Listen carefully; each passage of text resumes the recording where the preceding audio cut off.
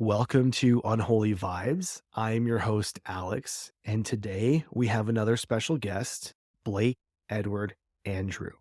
Blake, go ahead and introduce yourself. Let the people know what you do, and I'll let you get into it first, and then we'll discuss some of how we met. Thanks for having me. I am author Blake Edward Andrew, an indie author.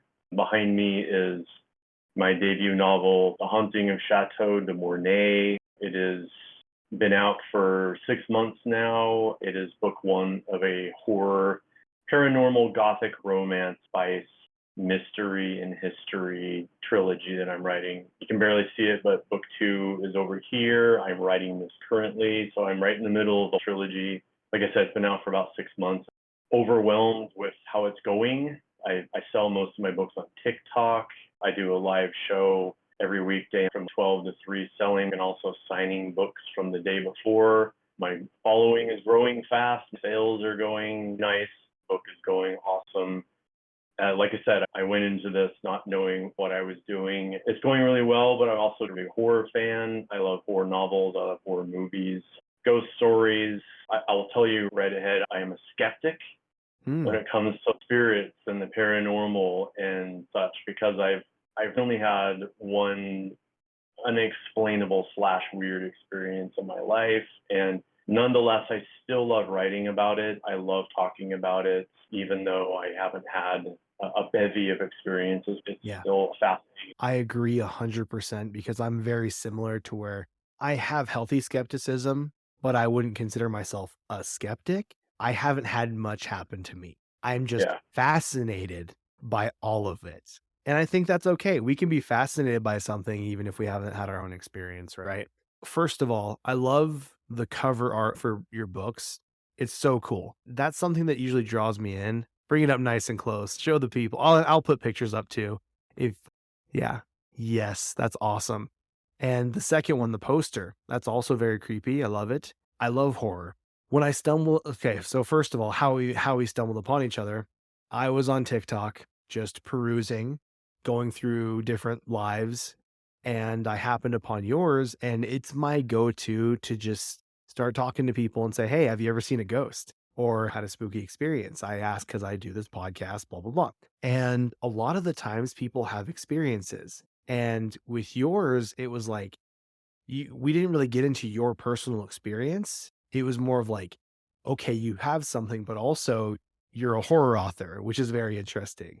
So it's like, I got to get you on the show the people what you got going on, hear about the book, hear about the process, and then dive into your scary story. That can be our finale. Give us a lowdown of what your book is about, what inspired you to start, and your process, and all of that kind of stuff.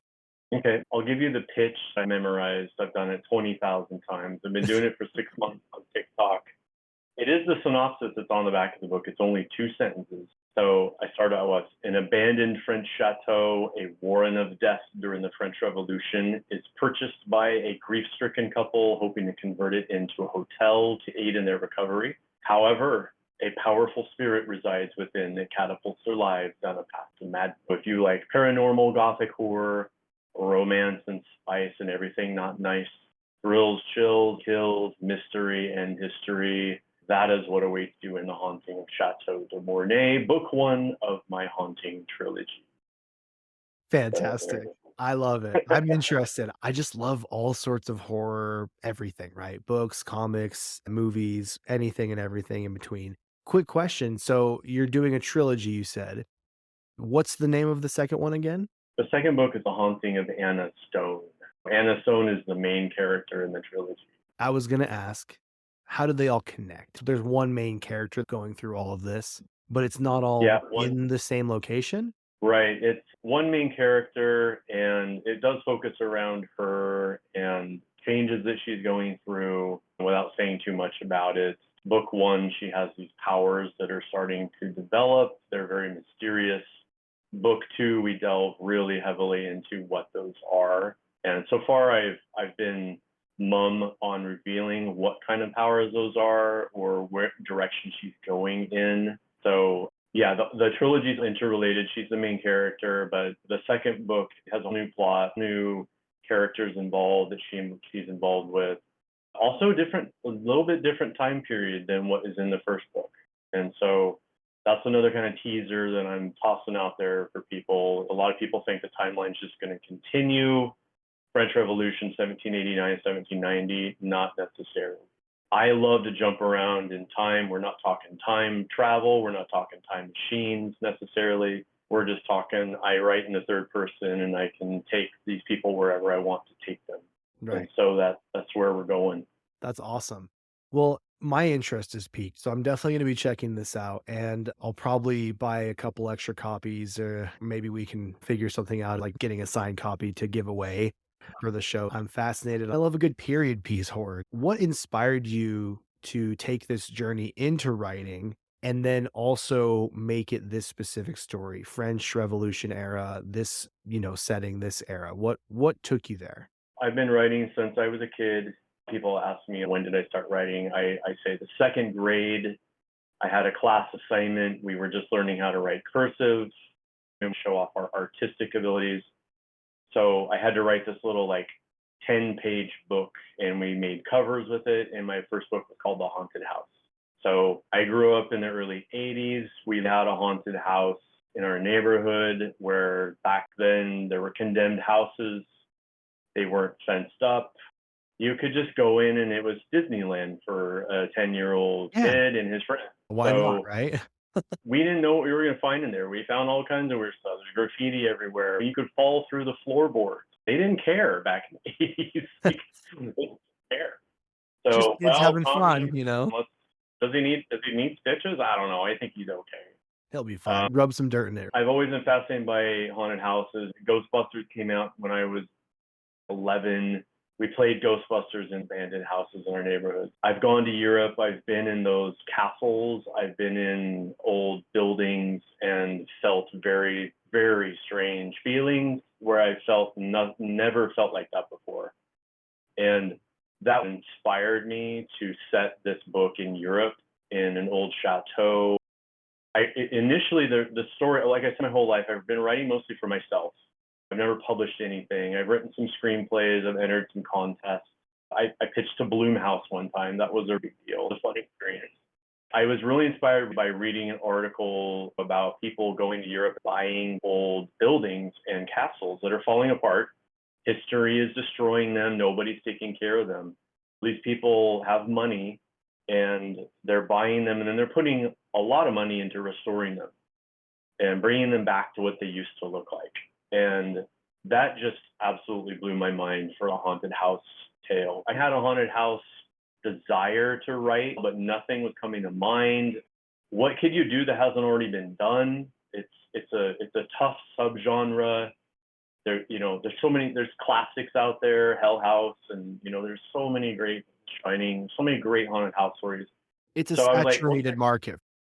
oh yeah, very saturated and difficult to make original. So I just ran with that idea. Let's not set it in the United States. Most of my audience is going to be American. Let's put it in Europe. So that's already going to be kind of an unusual new experience for readers. I was always fascinated by the French Revolution period of history. I studied it in college.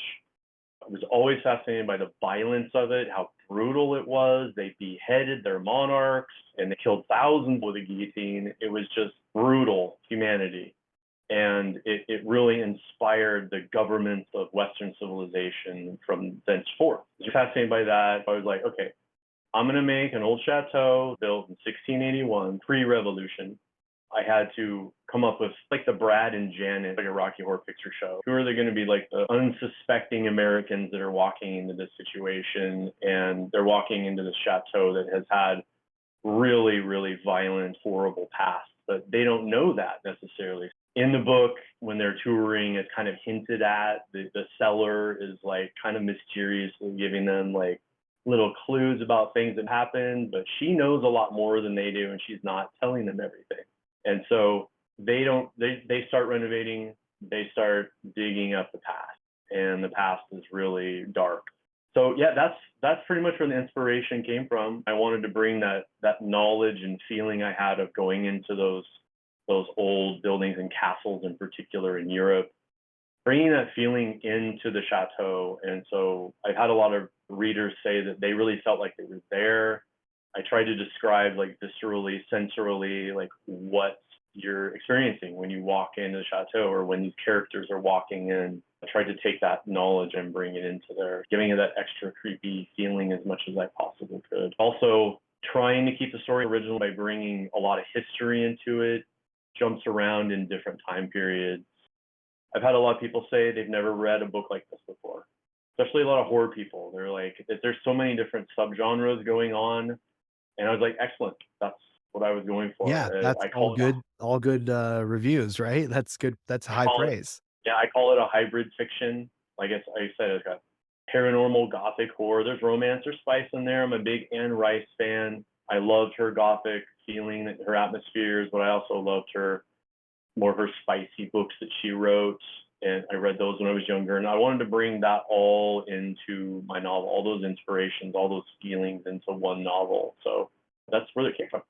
Excellent, and just for my information and those watching or listening, spice level, are we talking 18 and older this book is for? Okay, just wanted to be sure about that because not everyone Yeah. that listens is old enough. It's in and over. But also, I tell folks that I've had people who've never read a horror novel. For example, one of my moderators, my age, she's never read a horror novel. She read this book and she said it's her favorite book of the year. Like, it's not too much. I try to balance everything out. There's not too much of anything in there. So I don't want to intimidate people by saying if you're an adult and you do not necessarily like spice that much, you can skip over those parts. There's not a lot of them. It's So not gratuitous. It's balanced, like no, it's definitely not gratuitous. I definitely left it in for it. There's those scenes that have story development, they have character development, and you learn more about people, what kind of people they are, and it's not gratuitous. No way, absolutely not. no, that's great. There's books out there that it's like, that's all it is, right? But, like, on purpose. Okay, so I just to give people an idea, because I want more people to read your book. How scary are we talking here? Is it just more of the because you're saying it's like Gothic. That makes me feel like the atmospheric kind of overall vibes are scary. Am I gonna be like, should I read this with the lights on? I mean, how scared are we looking to get here with these books? I have that question come up a lot. I have a lot of people come on. That's their only question. It's like, how scary is this? And I always, just my experience explaining it, I always say it's subjective. I shot for more of the chilling, thrilling. It's more of a paranormal, psychological type of horror. There's a little bit of gore in it. There's some violence. There's some fighting in it, but it's not a slasher book.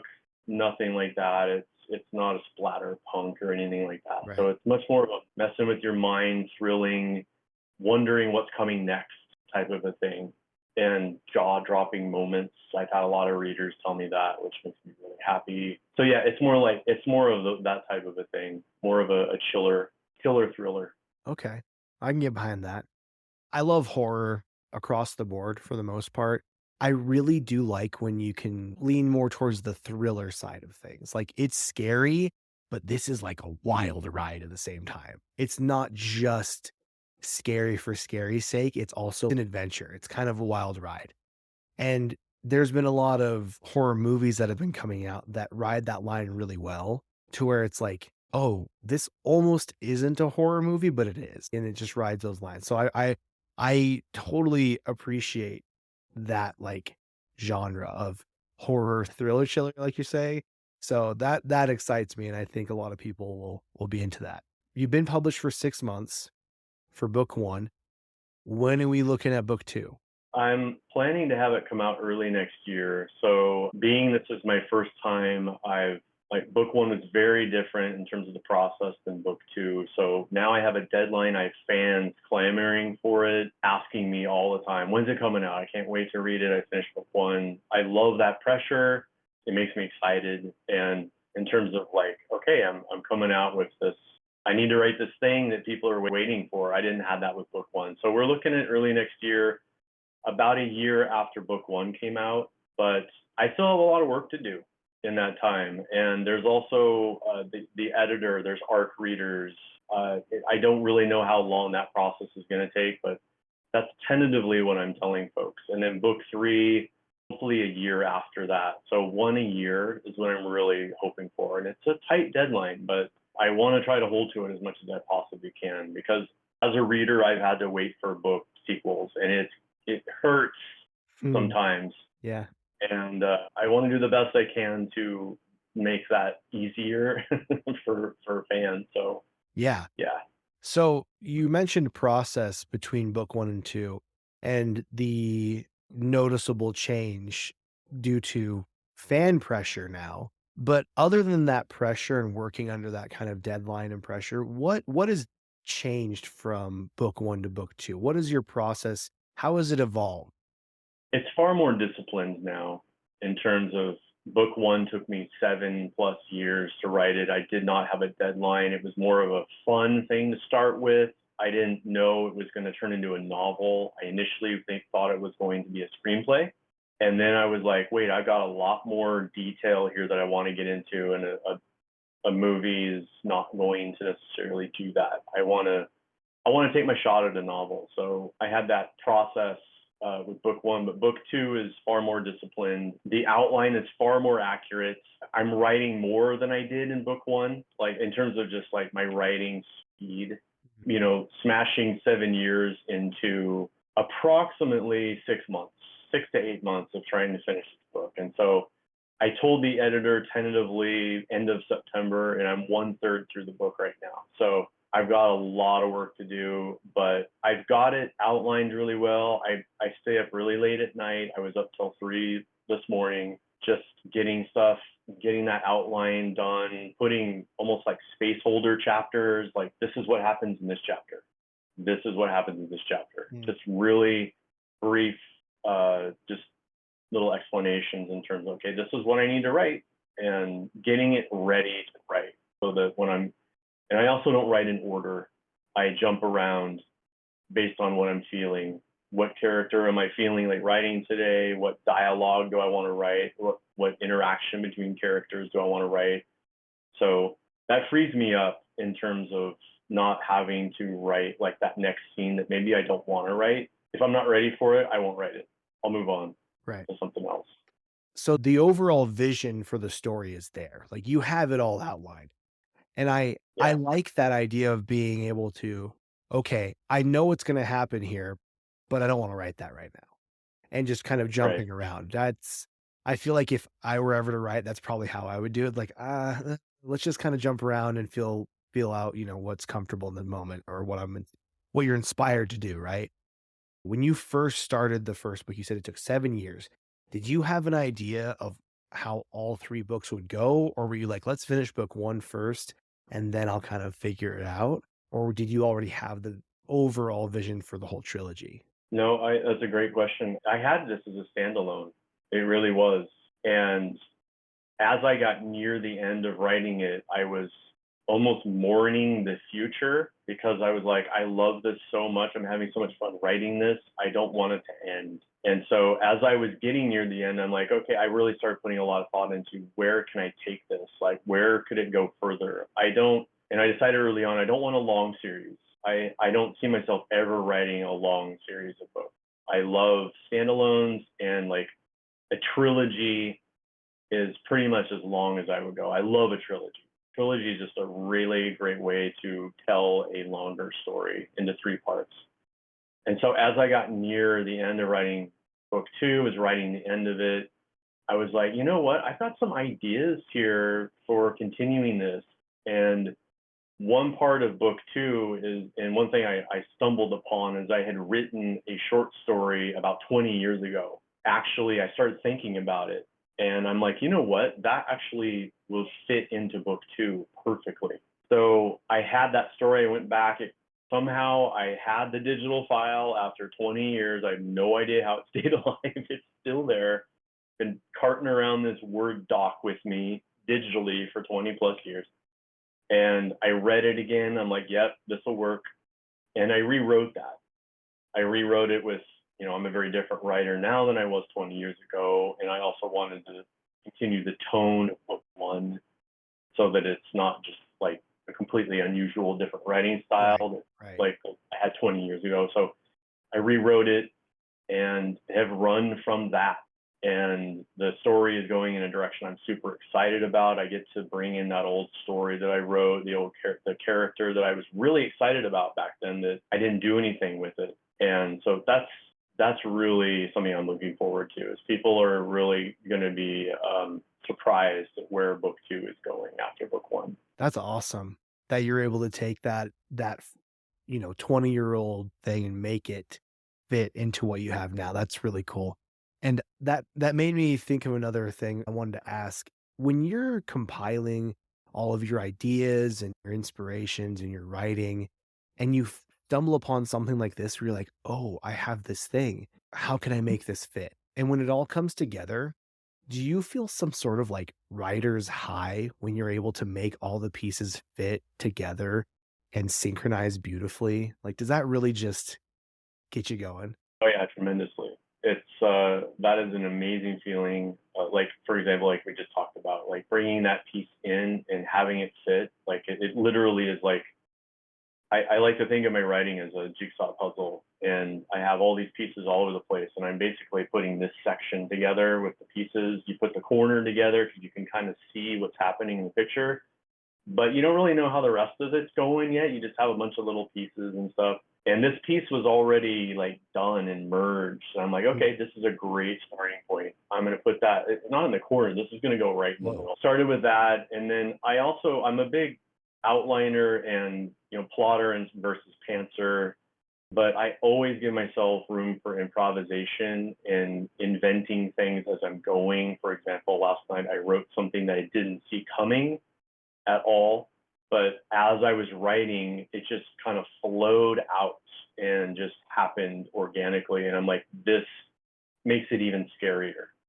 This is like a high stakes situation now. Like I just ended this chapter with an oh my God moment. And that was like really exhilarating for me. I was like, okay, I need to go to bed now, but I'm like, now I'm all pumped up and like, Yeah. how am I going to sleep now? Like, I'm so excited about this. So yeah, you definitely get that exhilarating high from when it starts coming together. And you read or you wrote something you just wrote, and you're loving it. It sounds good. You're enjoying it. It's very exhilarating. It's solving a puzzle of your own making, some sort of way. Like you said, the pieces are all there. You just have to make them fit. Now, on the opposite end of things, what's the process you go through when you run into some sort of writer's block, or maybe you have different pieces, but you can't make them fit together? How do you approach that? Well, the writer's block question is that I ran into that back when I was doing screenplays. I wrote 8 or 9 over a period of probably 5 or 6 years. And that's where I learned the technique of not writing in sequence.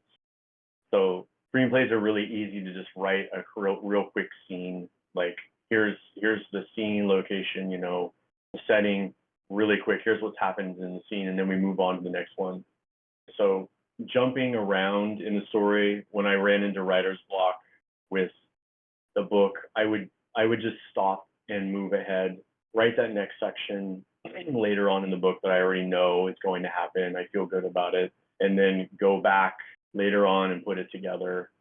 And just being aware of where it needs to go and making sure that it's in the right spot. And yeah, that really helps get over that writer's block. And then, but also bridging those pieces together can be a little tricky, like you mentioned. You've got two major plot points happening. How do you make them come together? Those can be a little tricky sometimes. Those are like little areas that you may not want to write, or how do you make them exciting? That was a challenge I ran into, was between two sections. You don't want it to be boring. Like you don't. Yeah. I don't want to write something that I think is crap or that I'm not excited about. So that's another thing that took me a long time, 7 years, is like, okay, what do I want to put in there that's going to make it interesting? So that's a challenge too when you're writing in that style, for sure. Yeah, and I'm sure you come from a perspective of, would I enjoy this if I was reading it, right? I do that as well when I listen to other people's stories, and it's like, if I were listening to this, would I be interested by this kind of thing? So, no, that is fascinating. And then follow up to that though, When you're storyboarding and putting the pieces up there, have you ever run into a point where you just couldn't make anything work and you ultimately had to scrap some pieces of a story, or do you do everything you can to keep it all in? I do everything I can, but there is a limit to that. Like I have like a master file where everything goes and it's all out of order and it's a mess. My notes are in there. And what I do is if I write something, I'll leave it in there. Like I have some stuff in there right now for book two, for example, that's I just wrote it. I'm not sure it's going to fit anywhere. It's just something that I felt would be really creepy and a cool interaction between a couple of characters, maybe. What I do is I leave it in there, but I highlight it in red. That's my signal of, okay, this is a questionable section. I Mm, will probably take this out, but I leave it in there because I don't want to delete it. I just leave it in case it does come back to me. I'm somewhere else in the novel. I'm like, oh, this is going to fit right there. Copy or cut paste more like, and bring it in there, tweak it so that it's kind of like rewiring what I just wrote to make sure they all fit in together. So that's part of writing that I really love. I don't know if a lot of people write that way, but it's mood writing. I write when I'm in the mood for it. It may not fit in with anything in the story at all. Like I wrote a lot of the ending of book one. There was a lot of different endings actually. I had a lot of red sections interesting. that were possibly, they were maybe more just made the scenes longer. That was probably why I took a lot of it out, is because I didn't want to draw on the end of the story. Like this is what everybody's been waiting for. I don't want the end to be super long. So I truncated some things that really didn't, I felt like really didn't help. But yeah, I leave those pieces in there. I hold on to them as long as I can, really, just in case. You never Yeah. know what you might know. Yeah, well, I mean, 20 years later, you might be like, "Oh, hey, I need to take this section for the next thing," you know? No, I think that's a good practice because you never know when that draft of some idea may spark something else or fit a different storyline perfectly, right? That's how I'm So, understanding it. So that's really cool. yeah. And then through your writing process with this back to the pressure of book 1 is out, book 2 you're trying to get through. When it comes to your process and discipline, what are you doing for yourself to make sure you are progressing in your writing process? Because I know I've talked to other people where it's like, "Oh, yeah, I'm writing," and it's like, "Well, how much you've written?" They're like, "Nothing," or "Only a couple pages," and it's been like 5 years. It's like, "Are you writing though?" So what do you the question I guess I should say is, what do you do to keep yourself on track and make sure you're getting something done? Great question. So visually, I love to see the end product. So you'll see up here, right there, that's the book cover for book two. And we had that early on. We knew what it was going to be. I had a poster printed of it. And I did that for book one too. I don't know if you can see it. There's a black and white chateau sitting back here. There's a black and white print of the first book back here. We initially were going to make it black and white. I have posters made and I put them right in front of my workspace. And that is my inspiration. I can't escape it. It's in my writing area. I see it all the time. And it's basically my way of telling me from the future, Blake, you need to write this novel. Like it's waiting to be written and you need to do it. And that's all I need, quite honestly. Like just being that visual reminder. I forget things if they're not in front of my face. Like I'll leave the house without my wallet, without my keys. I have to put them in just the right spot. So her being right here, that's a big inspiration for me. Every day I wake up, I'm like, there it is. I got to work on it. And I'm also not one of the writers. I find that I feel like I break a lot of writer rules that I've come across. I've had so much advice and I tailor everything to what works for me. And I always tell other writers, I'm by no means, I just tell them, do what works for you. Don't have to listen to everybody. Do what works for you. Just practice what works for you. So that's what I end up doing. And I don't write every day. I don't force myself to write every day. A lot of people say you should write something, whatever it is, every day just for practice. And I don't like to practice. Like, I don't like to be forced to do something I don't want to do. Yeah. Like maybe you don't want to practice going and playing a basketball practice someday. Well, when you're in charge of the whole thing, you don't have to. Like when you're an indie writer, I don't have to do that. And so the primary reason I don't is because I find that when I'm forced, I don't write the quality that I want. And it's been obvious to me. And so I write, I'll go a week without writing, unfortunately. Like right now, that's a really, really bad time to be doing that. But sometimes I'll go a whole week without writing, and then I'll write like 20 pages, 30 pages in like 2 days. Like a torrent of everything just comes right out, and then I'm exhausted. I'm like, okay, I need a like 3 day break from that. So yeah, that's another part of the process. Is I don't force myself to write. You know, like you said, do what works for you, and I totally agree with that. Everyone works differently. There's not one solution for all, right? So I think approaching it like that in a way, in a manner that is going to work for you, you're still writing, you're still getting something done. It's just when the vibe is right, when you feel like it. And Yeah, I think you're going to be more productive when you're in the mood and you're inspired than, like you said, you're doing it because you feel like you have to and your writing suffers. So yeah, I get it. I mean, not nearly the same, but kind of like similar principle. When I do editing, there's some days where it's like, I do not want to edit. I'll spend 8 hours on a video and it's grueling sometimes. So I get it. ah, geez, And so I'll yeah, sometimes in my season one, I would wait till like the day of publishing to do everything. And I hated it, and I was like, "Dang it, past me. Why did you do this?" But it just was what felt right, and I bust through it, and I felt really productive, and I did it. It was like, "Dang, I actually did okay." But yeah, I need to start doing something like that with like a visual reminder, and I think that's a great thing to do. You have your cover. The book is there. You just need to bring it into existence, and you just need exactly. to put the words in a book, right? You need to write it. So I like that idea of being like future me is going to be really happy when I'm done because it's already there. I like that idea. Exactly. No, I Yeah. really like that. Yeah. I'll have to take a page out of your book and do that for myself with my my show. I'm so funny. So anyway, after you're done with Excellent your pun. trilogy, No, I said excellent pun work there. Got it. thank you, thank you. I have my moments. I'm a dad. Dad jokes. Um, After you're done with your horror trilogy, do you think you'll continue to write more horror stories? Do you want to explore other genres, or you feel pretty comfortable where you're at? I someone asked me that the other day, and they said if you didn't write horror, what would you write? And I said, gosh, I that's a really good question because I after this trilogy, I have a standalone horror novel I would love to write. Like I something came up while I was writing. Actually, it was a few months ago. I had an idea, and I want to write that book.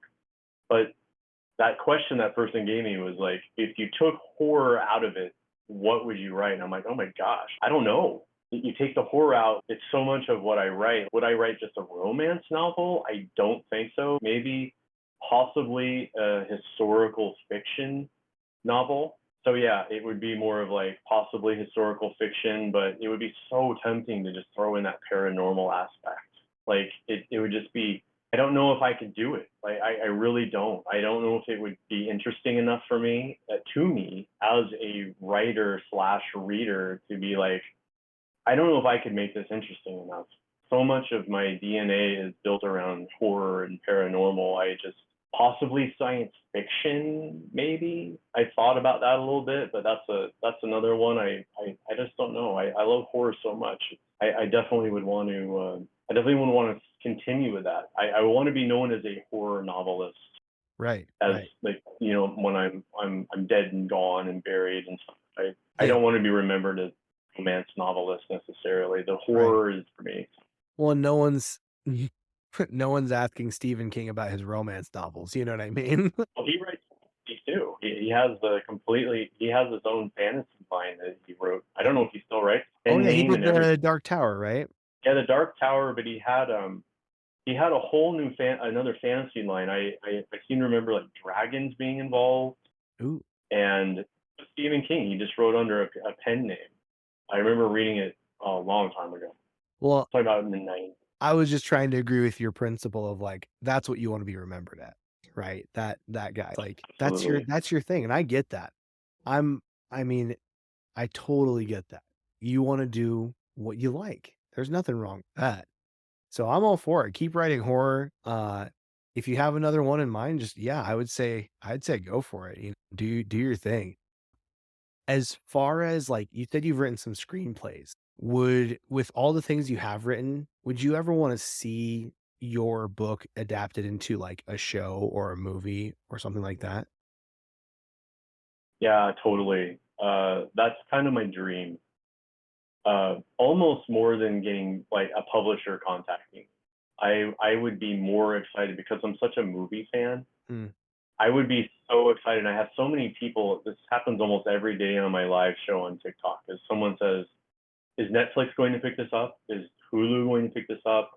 And I always say, God, I would love that. Like if it was a movie, that would be cool. But I would love to see it as like a limited series. Like yeah. I feel like book adaptations are best served when you've got all that extra time. And I've had a few inquiries about film rights. I've had people email me about it, and that's been a fun conversation, but nothing's really come from it. I don't have an agent. I'm handling it all myself, but I'm holding on very tight to what I have and building my brand, building my name up, and doing the best I can. And that's ultimately that would be my dream. Like I said, is to have like a helicopter lands in front of my house and like out comes like the executive from Netflix or some very very rich individual. I want to turn your book into a series. Mm, Oh, let's do it. yeah. Let's do Yeah. it. No, that That would sounds be that great. that would be the dream. And I agree with you as far as the adaptation style. These kind of things I think would do they do better in limited run. Like it's like an 8 episode season, right? Instead of an hour and a half movie. You just can't do that. Yeah. So yeah, a limited series is I think the perfect route for something like this, and I hope to see it happen someday. I believe in you. I hope to be watching this on, whatever streaming service in a few years. And after your final book comes out in a couple of years, or at least another whenever you're planning to have book 3 out, maybe something will happen. Your popularity is only going to grow. Crazier things have happened. I mean, let's see it happen. Yeah, that's my primary, like that's why I do all the interviews, I do all the podcasts. I never turn these things down. I did one right before yours. That's why I was a little late coming here. But yeah, I just my main strategy is do everything I personally can, work as hard as I can to get it out there, make sure I'm live. You never know who's watching on TikTok. There's millions of people on there. You never know who's going to be there. Just as a side note, as part of that, I don't know if you're familiar with the book Haunting Adeline, but it's a really popular dark romance slash haunting book right now. The author's H.D. Carlton. She's getting huge, and she showed up on my live a couple months ago, and she bought my book. And like I saw her come up, and I was like, oh my gosh. And my moderator was texting me. She was like, oh my gosh, AC Carlton is in your live right now. Like, I was like, oh my God. So that was like kind of a cool moment. She's kind of a big writer. And so going along with, you never know who's going to be there. Yeah, You never know who's watching. So they make absolutely. themselves, it's just getting yourself out there is the best thing you can do. Agreed. I mean, why do you think I'm jumping around all these lives talking to people, right? Doing the same thing, just trying to I'm in it for the love of the game. Like, that's genuinely I'm in it because I love all things scary, spooky, horror, all of Yeah, it. So, I want more. I want more. I can never get enough. I yeah, have exactly. an insatiable appetite for the terrifying and the scary. Because I don't find it terrifying. I'm just interested. I'm fascinated. I love talking about it. If you're okay to transition here, I'd love to hear about your personal experience that you were kind of hinting at earlier. If you're ready to go on to that, you tell me. Yeah, that's totally. Okay. Let's Um, hear it. Yeah. so yeah, so this is like I said, I am an open skeptic. Like I call myself, in the Scully and Mulder spectrum of skeptic versus I am a believer. I am more of a Scully, but I do have a little bit of I want to believe. I want to have that contact. I would love to experience that, but I can't say I really ever have except for this one time. So before I moved, I'm in Eugene, Oregon now. Before I moved here, my family was in Idaho. and we were in a small town called Pocatello, eastern Idaho. And while I was writing this novel, I quit my career of 25 years to continue and actually finish this novel because it became my passion. I fell in love with it. But by quitting a career like that, I was stepping into the unknown, the void, and I had to find work to pay my bills. So I was doing a lot of gig work, driving, delivering. I was doing Lyft for a while in Pocatello. And so I found myself often at the airport, which is only about 15 minutes out of town. And I was waiting there off at the curb, really small airport. I'm right there waiting for my phone to ding and say, hey, someone's, hailing the cab. And I was watching this individual kind of just standing there, and he looked really confused and out of sorts. And it was really unusual because he was an older gentleman. I want to say like maybe in his 70s, maybe first possibly early 80s, but he looked like he was from a 40s noir movie. Like Okay. he was wearing 40s suit. He had a fedora on. He had an old time suitcase. And it was just that in itself was bizarre to me. So I kind of made eye contact with him, and he like waved at me, and he walked over, rolled my window down. He goes, he had like a Boston accent or something like that, and he was like, "Hey, are you a taxi? Kind of. Do you have a phone? I do a taxi thing through the phone. It's a thing called Lyft." And he goes, "Well, I've never heard of that. I don't know what that is, but can I just give you $20 and you can drive me into town?" I'm like, "Yeah, technically not supposed to do that, but why not? That's cool." So he was an older gentleman. So I got out and I picked up his suitcase and put it in the back in the trunk, and then he got in and stuff, and we started driving. And so the usual chit chat, like, where are you from? Where are you going? I remember I don't remember exactly where he said he was from, but it was definitely somewhere else in the country, like more like the East Coast, Midwest, something like that. Well, where are you going? Are you visiting family in town? Like, what's going on? He literally said, "I don't know why I'm here." Okay. And I was like, okay. So do you have like you said, you don't have a phone? Like, how are you going to get a hold of somebody? And he goes, "Well, all I have is this address on this piece of paper." Okay, what's the address? So he handed me the little piece of paper and had the address on it. And I put it into my GPS thing. I'm like, okay, this is where we're going. And talked to him more. And he was really obsessed with a racetrack. He was like, "Do you guys have a racetrack in town?" And I was like, "It just so happens we do. We're a small town, but we're also very rural, and we have a horse track. Like, you can go to the horse track and bet." He was like, "Excellent. Like that. That's what I love to do. I really want to bet on the dogs or the horses or something like that." And I was like, "Oh, cool. All right." So driving more and more. "You have any family?" "No." So just making sure that the guy was okay. Like, "Are you meeting somebody?" "Nope. I don't know anybody. I just have this address." Okay. So I started getting chilled at that point. Like, this is just a really bizarre situation in itself, but the full magnitude of it didn't hit me until later on. So we drive up into town. There was more conversation, but I don't really remember it so well. I just remember the kind of like the highlights of it, the things that really kind of Yeah. bothered me. We pull up to one of the oldest houses in the town. Like, we're talking an original historical house. Like, it had the deck, it had the porch with the cover on it, covered porch and the columns. It just looked like an old house. And I'd never seen it before.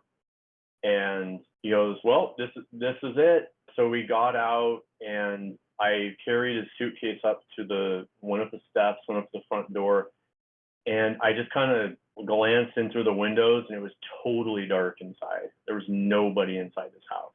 I was like, "So are you staying here? Like, it doesn't look like there's anybody here." And he goes, "Yeah, there's a boarding house. Like, there's a room in there for me." Okay. Yeah. Okay. Hey, interesting. So he said, "Hey, thanks for the conversation. Here's an extra 20." He gave me two real $20 bills. These were not dollar bills from the 40s. These were real. I didn't know what to expect. I started driving away, and I looked back a couple times, and he wasn't even attempting to go inside. He was staring at me. He was watching me as I drove away. And I looked in my mirror and he was still watching me. And that's when it hit me. I was like, oh my gosh, like this, I just chill, just absolutely for the first time in my life, just boom. Like immediately I felt like I had, the first thing that came to my mind is I had just transported someone from like one plane of existence to another or something like that. Like he had just passed away. And the more I thought about it, I was like, you know, he was crossing the river Styx and I was Charon or something like that. Like I was the transporter, and somehow I was able to communicate with the spirit, but everything about him looked completely real to me. The suitcase was real. He gave me real money, but the way he looked, the way he acted, the thing, he didn't know anybody in town. The boarding house was empty. I was just chilled to the bone and for the rest of the day. And I will never forget that experience. I've been thinking about it for many years. It's been probably about 60 years since it happened. And yeah, that's really been my only possible, like you know, some people see, you know, maybe a mist or something like that. Like it might be a ghost. This was a real man, a real individual who I felt very, really weird about. And being a skeptic, my first thought wasn't, oh, this is a ghost. Like it has to go through many layers of my inquisition before I get to I just talked to a ghost. You know what I mean? I'm that skeptical. So yeah, it was it was so weird. That is that Very is well. bizarre. That is Yeah. bizarre, because here's the thing, this is the thought I had the whole time, I'm like, you just picked up, like, a dementia patient, drove them across town, but at the same time, it's just, who knows? This is so bizarre. What even is that, right? I mean, he had cash on him, so it all kinda worked out, right? The way he seemed so disconnected, it's like, how did he navigate the airport? That's so bizarre to me. He didn't have a phone. Like, how do you exist in today's world without a phone? I thought that was so bizarre Yeah, as and for well. him to just say, "I don't even know what I'm doing here," Yes, and yes. here's an address on a piece of paper, like, I don't even know. I don't even know. I'm just trying to, like, put it all together in my head. That is It's fascinating. chilling to think about. I get chills when I look back on it, and this individual was in my car, and that really And then weird. and then he just stared at you as you left. Yeah, So it was those little details that really like pushed it over the edge for me. You know, like you said, like one possibility could have been a dementia patient. You know, an elderly gentleman with dementia, but he was also very collected in his conversation with me.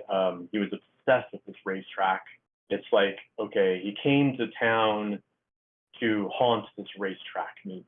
You know, like maybe that's why he was there. maybe, He didn't yeah, know why. yeah.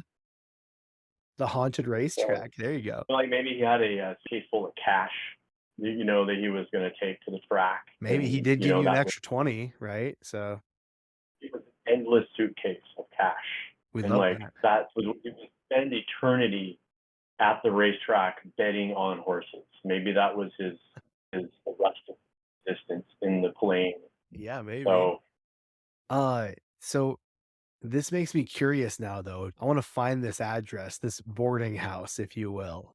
In Pocatello, you said? yeah, Pocatello. Of course, I don't remember the address, but I'm sure if you looked around on Google Maps long enough. Pocatello has some haunted stuff showing up, so that makes me think Pocatello may be pretty haunted, I don't know. I wanna lean towards, like, maybe this was supernatural, because if it wasn't, then, like, there's just some confused guy you dropped off somewhere, which Yeah, is kind of a bummer. So, being the skeptic, the believing skeptic, or whatever you wanna call it, what is your background as far as, like, did you grow up with any sort of, like, religious background to kind of set a baseline for your belief or skepticism, or what? Give me some insight here. Yeah, I didn't grow up in a religious family at all. My family is, I mean, for generations going back, is actually LDS Mormon.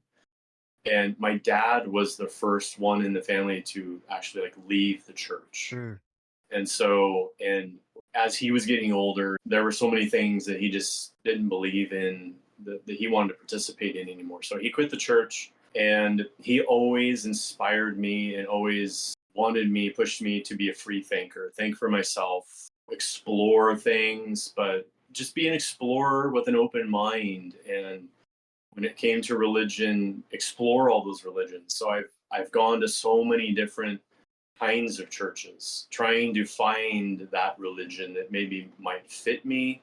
Mhm. And when I got into college, I started studying more of world religions outside of Western civilization, more Eastern religions and Japanese and Hinduism and Jintoism and stuff. And nothing still has stuck. So yeah, I definitely didn't have that growing up. And I'm more of a science-minded individual. That's what I mean. Like that's where a lot of my skepticism comes from. I want to find a scientific explanation for everything, Mhm. some kind of real world explanation. The mystical, the spiritual part has never really landed on me. But I think that also really helps me have a really crazy imagination when it comes to writing books about the paranormal. Because I've had that very small experiences.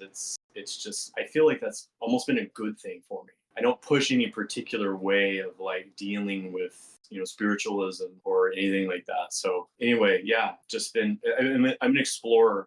I Yeah. really that's really what I am. No, that's great. I am actually LDS myself. And, just baseline Christianity across the board, there's spirits and all that. So when it comes to like spirits and ghosts and demons and all this kind of stuff, that stuff doesn't scare me. You know what I mean? And I feel like that's Mhm. partially because of a religious upbringing. And not to say it would scare me if I wasn't religious. I just think about it differently. I think certain Yeah, people do. I don't know. But at the same time, it's like, yeah, I don't really have any experiences. I'm not on that wavelength. I like to be a healthy skeptic.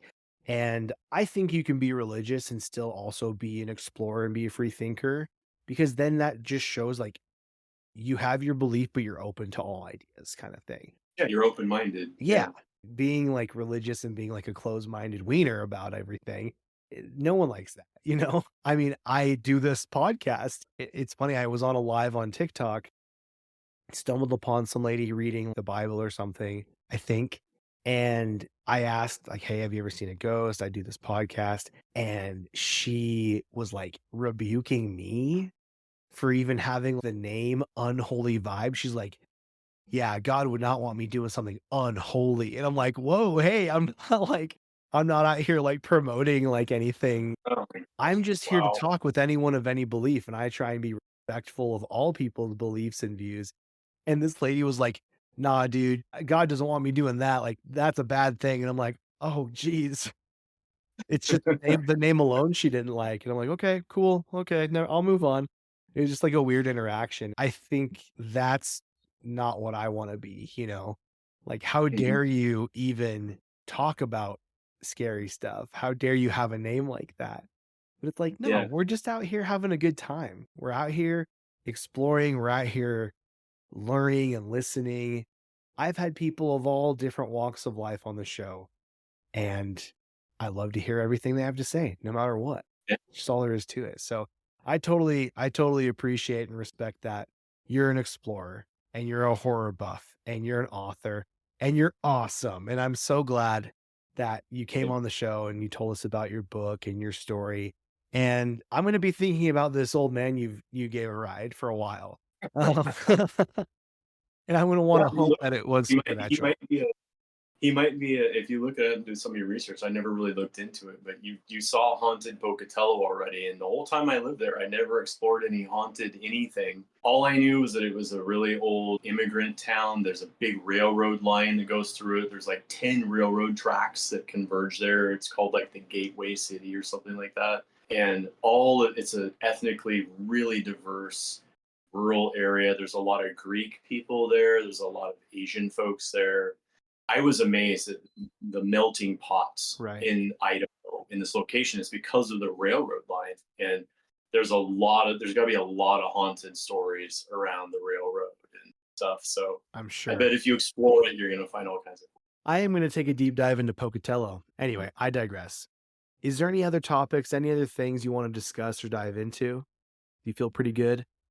No, I feel good. Yeah. I do too. No, great conversation. Yeah. I feel like we covered everything. Excellent. Well, Blake, thank you again for coming on the show. Go ahead and tell the people where they can find you and where they can buy your book. Okay, sure. Thanks. Primarily, like I said during the show, my main shop is on TikTok. I've chosen that for several reasons, but it's the only place I really sign my books. It's where all the versions of the book are available. I've got hardcovers, paperbacks. I've just this week started doing painted edges on the books, or the edges of the book. Are you familiar with those at all? Yeah, yeah. Yeah, the painted edges. Here's a black one, black paperback. Just goes really cool with the. So I've been doing that. So those are for sale as well. That just started. They're kind of like collector's editions. Some fans really love that stuff. So TikTok is a big one. Of course, I'm on Amazon. The ebook is there. The paperback is there. I also have a website, authorblakeandrew.com. That's another place you can go. I also have an Etsy shop. If you want to just put in my name or author Blake Andrew, you'll find it somewhere in there. But yeah, I'm in different locations. The book is online. It's on all the big box stores, Walmart and Target and Barnes and Noble. It's on all their websites. Excellent. But in terms of just selling, I like to be in control of the ones that, purchase through me. I get the little personal touch of signing them or personalizing them and then sending them out, and then interacting with the people is another reason why I love the live TikTok so much. Yeah. And what is your handle for TikTok? Author Blake Edward Andrew. Okay, cool. I'll link it all in the description. But everyone Sure. listening and watching, be sure to check out all of his socials and get a copy of the book. We're probably going to do a little giveaway. So look forward to more details on that. I'd love to get out a couple signed copies, get some people Absolutely. into the genre, get them some new experiences. Blake, thank you again so much for coming on. I really appreciate you taking a leap and coming on some random podcast that you've, linked up on TikTok. TikTok's great. We love it. So thank No, you. And everyone that's listening and watching, thank you for being here. Like I said, check out his stuff.